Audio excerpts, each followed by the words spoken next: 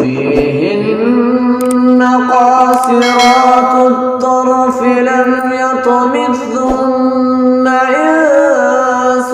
قبلهم ولا جان فبأي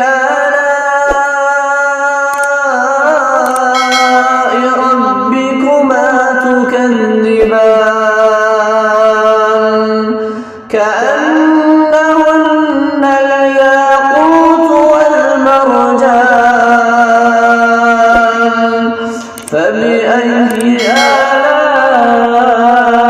ربكما تكذبان هل جزاء